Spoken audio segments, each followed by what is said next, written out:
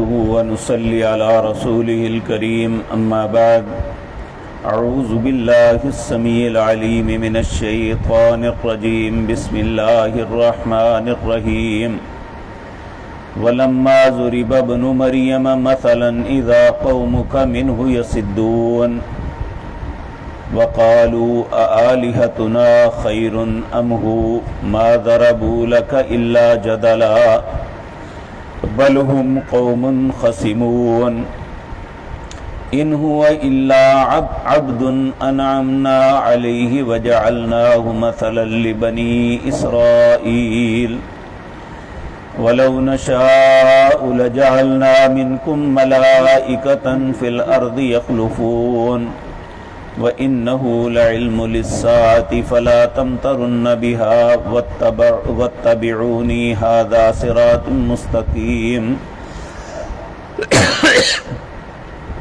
وَلَا يَصُدَّنَّكُمُ الشَّيْطَانُ إِنَّهُ لَكُمْ عَدُوٌّ مُبِينٌ۔ حضرات محترم، گزشتہ آیات میں ہم یہ بات پڑھ کے آئے ہیں کہ اللہ رب العزت نے اپنے حبیب کریم صلی اللہ علیہ وسلم کو ارشاد فرمایا وَاسْأَلْ مَنْ أَرْسَلْنَا مِنْ قَبْلِكَ مِنْ رُسُلِنَا أَجْعَلْنَا مِنْ دُونِ الرَّحْمَنِ آلِهَةً يُعْبَدُونَ۔ ان سے سوال کرو تم سے پہلے جتنے رسول آئے ہیں کسی نے کہا ہے اللہ کے علاوہ کسی اور کی عبادت کریں؟ پھر آپ نے اللہ رب العزت نے موسیٰ علیہ السلام کی مثال دی، اور جب عیسیٰ علیہ السلام کی بات ہوئی تو وہ بڑا شور مچاتے ہوئے آ گئے، کیونکہ اللہ نے قرآن میں کہا تھا تم اور جس کی تم عبادت کرتے ہو دونوں جہنم میں جائیں گے۔ تو وہ شور مچاتے آئے کہ عیسائی بھی عیسیٰ علیہ السلام کی عبادت کرتے ہیں، اس کا مطلب ہے وہ بھی جہنم میں جائیں گے، اور ساتھ یہ اعتراض کیا کہ ہمارے معبودوں کو تو آپ برا کہتے ہیں، لیکن عیسائی جو ہے عیسیٰ علیہ السلام کی عبادت کرتے ہیں، آپ انہیں برا نہیں کہتے، آپ ان کا نام بڑے احترام سے لیتے ہیں۔ تو اللہ رب العزت ان کی اس خباثت کا جواب یہاں دے رہے ہیں، اور یہ بات ذہن میں رکھیں، انسان کتنا ہی غلط کیوں نہ ہو، وہ کوئی نہ کوئی اپنی غلطی کے جواز میں کوئی نہ کوئی دلیل ڈھونڈ لیتا ہے کہ یہ وجہ ہے میں نے یہ کیا۔ آج دیکھیں کہ ہماری قوم کے اندر رشوت ستانی عام ہے، تو رشوت لینے والے کوئی نہ کوئی جواز ڈھونڈ لیتے ہیں، جی ہمارا حق ہے، ہمارا منصب ہے، ہم جو ہے نا فیس کے نام پہ لیتے ہیں، یعنی کوئی بھی نام رکھ لیتے ہیں۔ اسی طرح کوئی بھی دنیا کی برائی ہے، دنیا کی کوئی خباثت ہے جو انسان کرتا ہے، وہ اس کا کوئی جواز ڈھونڈ لیتا ہے۔ تو یہاں انہوں نے بھی یہ جواز ڈھونڈا کہ اگر ہم عبادت کرتے ہیں تو برے، عیسائی عیسیٰ علیہ السلام کی عبادت کیوں کرتے ہیں تو آپ عیسیٰ علیہ السلام کو اچھا کہتے ہیں۔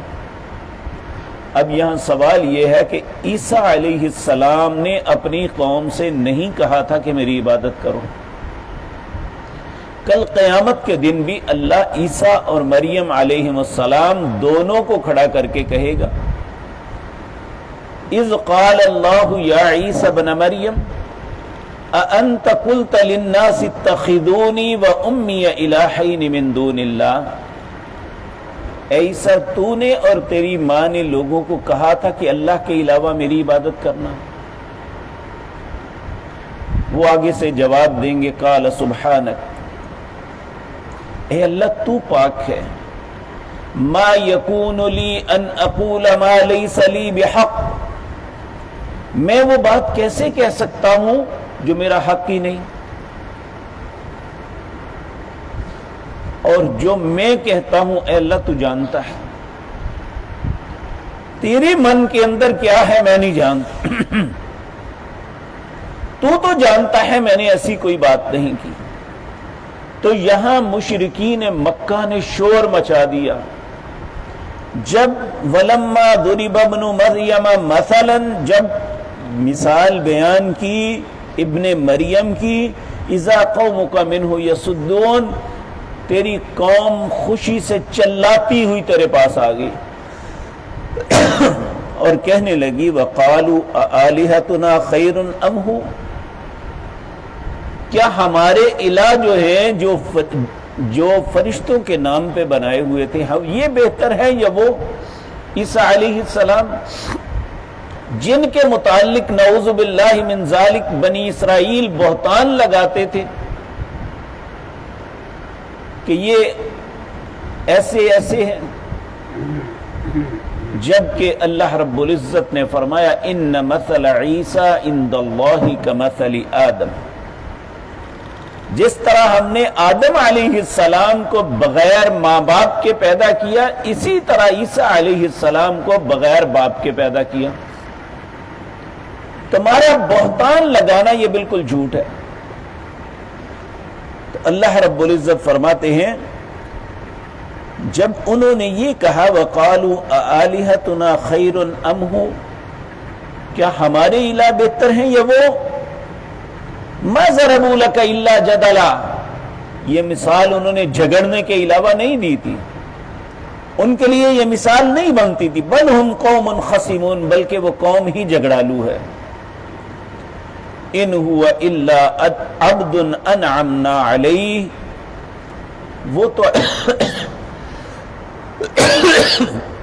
ہمارے ایسے بندے تھے جن پہ ہم نے انعام کیا، یعنی عیسیٰ علیہ السلام وہ تو ہمارے، اللہ فرما رہے ہیں ہمارے ایسے بندے تھے جن پر ہم نے انعام کیا تھا کہ انہیں بغیر باپ کے پیدا کیا، انہیں بہت سے معجزات سے نوازا، پھر آسمان پہ اٹھا لیے گئے اور قیامت کے قریب اللہ پھر دنیا میں انہیں نازل کرے گا۔ تو اللہ رب العزت فرماتے ہیں وَجَعَلْنَاهُ مَثَلًا لِبَنِي إِسْرَائِيل، ہم نے بنی اسرائیل کے لیے انہیں مثال بنایا۔ وَلَوْ نَشَاءُ لَجَعَلْنَا مِنْكُمْ مَلَائِكَةً فِي الْأَرْضِ يَخْلُفُونَ، اگر ہم چاہتے لَجَعَلْنَا مِنْكُمْ، آپ کو لے جاتے ملائکتن فی الارض یخلفون، زمین کے اندر فرشتوں کو خلیفہ بنا دیتے، یہ بھی کر سکتے تھے۔ اللہ کے لیے کیا مشکل کہ وہ بار بار یہ کہتے ہیں جی فرشتے کیوں نہیں آئے جی قرآن لے کے، اللہ نے فرشتے کو نبی کیوں نہیں بنا دیا؟ اللہ فرماتے ہیں وَإِنَّهُ لَعِلْمُ لِلسَّاعَةِ، یہ عیسیٰ علیہ السلام تو قیامت کی نشانیوں میں ایک نشانی ہے۔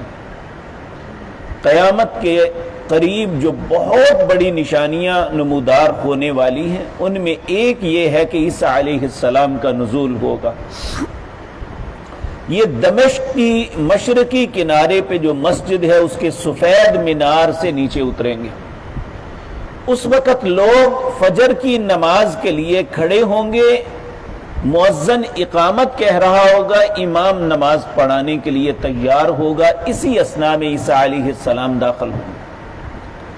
وہ اتنا خوبصورت سفید رنگ کے اور ان کے سیاہ کالے بال ایسے ہوں گے جیسے ابھی نہا کے نکلے ہیں، پانی انسان کے بالوں سے گر رہا، ہر ایماندار انہیں پہچان لے گا۔ امام اپنے مصلی سے پیچھے ہٹنے کی کوشش کرے گا، عیسیٰ علیہ السلام کہیں گے اس نماز کی اقامت تمہارے لیے ہوئی ہے، اس لیے تم ہی نماز پڑھاؤ، آپ پیچھے نماز پڑھیں گے۔ اللہ رب العزت ایک عادل اور نیک حکمران کی حیثیت سے دنیا میں لائیں گے، پھر دنیا کا کوئی کافر باقی نہیں رہے گا جو ان پہ ایمان نہ لائے، سب لوگ ان پہ ایمان لائے۔ زمین اپنی برکتوں کو نکالے گی اور اس وقت ایک سجدہ دنیا کی سب سے قیمتی ترین چیز ہوگی، یعنی آج جو لوگ غفلت میں پڑے ہوئے ہیں اس وقت سجدہ کرنا انسان کے لیے زندگی کی سب سے قیمتی نعمت ہوگی، یعنی انسان کو سب سے زیادہ لگاؤ اپنے رب کے ساتھ ہوگا، وہ چاہے گا کہ میں اللہ کے حضور سجدہ کروں۔ تو اللہ رب العزت فرماتے ہیں وَإِنَّهُ لَعِلْمٌ لِلسَّاعَةِ فَلَا تَمْتَرُنَّ بِهَا، یہ تو قیامت کی نشانیوں میں سے ایک نشانی ہے سیدنا عیسیٰ علیہ السلام. فَلَا تَمْتَرُنَّ بِهَا، آپ اس معاملے میں شک میں نہ پڑیں. وَاتَّبِعُونِي، اے میرے پاک پیغمبر جو میں کہتا ہوں اس کی اتباع کریں، ان کی باتوں پہ نہ جائیں. ھذا صراط مستقیم، اللہ کی بات ماننا ہی سیدھی راہ ہے. دنیا میں ساری دنیا کیا پروپیگنڈا کرتی ہے، دنیا کی زبانوں میں کیا ہے، کتنے لوگ دوسرے رستے پہ چلے ہیں، آپ نے یہ بات نہیں دیکھنی. وَلَا يَصُدُّنَّكُمُ الشَّيْطَانُ، کہیں شیطان تمہیں روک نہ دے، یعنی اصل رستے سے بہکا نہ دے. إِنَّهُ لَكُمْ عَدُوٌّ مُبِينٌ، بے شک شیطان تمہارا کھلا ہوا دشمن ہے. اور یہ بات یاد رکھیں، جب بھی انسان کسی بلائی اور اچھائی کی طرف آتا ہے تو شیطان ہر قدم پہ اسے روکتا ہے. آپ دیکھیں اللہ کی توفیق سے ہم نے نماز پڑھی، نبی کریم صلی اللہ علیہ وسلم نے فرمایا ایک شیطان ہے جس کا نام خنزب ہے، یہ ابن آدم کو نماز سے روکتا ہے. اگر پھر بھی انسان نماز کے لیے چل پڑتا ہے تو یہ پھر وہ وضو کیا، اس کے بعد وہ قیام کے لیے کھڑا ہو گیا، اللہ اکبر کہہ دیا، پھر یہاں تک بھی یہ ساتھ نہیں چھوڑتا، پھر اللہ کی عزت کی قسم کھا کے کہتا ہے اے آدم کے بیٹے، اے حوا کی بیٹی، تو نماز کے لیے چلا، میں نے تمہیں روکا تو نہیں رکا، اب میں تیری نماز کا کچھ حصہ تم سے چھین لوں گا. اب یہ کیسے چھینتا ہے؟ جب انسان قیام کے لیے کھڑا ہوتا ہے فوراً اس کے ذہن میں خیال ڈالتا ہے فہی کذا فہی کذا، فلاں بات یاد کرو، فلاں بات یاد کرو، وہ دیکھو کون آیا. انسان کی نظریں بھٹکتی ہیں. نبی صلی اللہ علیہ وسلم نے فرمایا جب انسان نماز میں ادھر ادھر جھانکتا ہے یہ شیطان کی ڈکیتی ہے اس کے ساتھ. تو شیطان ہر اچھے کام پہ آنے پر، ہر صراط مستقیم پہ چلنے سے روکتا ہے. اللہ نے اپنے حبیب کریم صلی اللہ علیہ وسلم کو بھی فرمایا ان کا شور مچانا، ان کا پروپیگنڈا کرنا، یہ سب کچھ اس کی بات نہیں ماننی. وَاتَّبِعُونِي، میری اتباع کرنی ہے، یہی سیدھا رستہ ہے. میرے اور آپ کے لیے بھی سیدھا رستہ یہی ہے کہ جو ہمارا رب کہتا ہے اسے تسلیم کر لیں. اس کے علاوہ شیطان جو ہمارے دلوں میں خیال ڈالتا ہے اسے ہمیں اللہ کی پناہ طلب کرنا چاہیے، کیونکہ قرآن میں ہم پیچھے پڑھ آئے ہیں وَإِذَا فَإِمَّا يَنزَغَنَّكَ مِنَ الشَّيْطَانِ نَزْغٌ فَاسْتَعِذْ بِاللَّهِ، جب شیطان تمہیں گدگدائے، کسی بات پہ الجھائے، فوراً اللہ سے پناہ طلب کرو. اعوذ باللہ من الشیطان الرجیم، اللہ سے شیطان کی پناہ طلب کرو. اللہ ہم سب کو شیطان کے شر سے اور اپنے نفس کے شر سے محفوظ رکھے. اقول قولی ھذا واستغفر اللہ لی ولکم.